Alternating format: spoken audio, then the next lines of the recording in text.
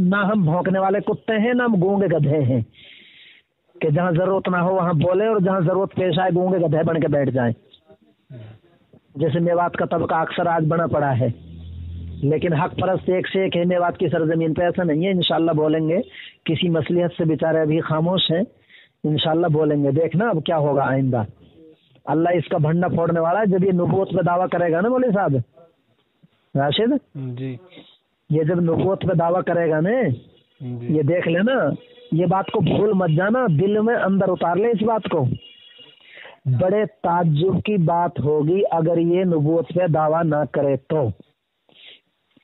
آج کے وقت میں امت اتنے ٹکڑوں میں بانٹ دی ہے اس نے، آدم کی علیہ السلام کی اولاد میں ایک فرد بھی ایسا نہیں آیا،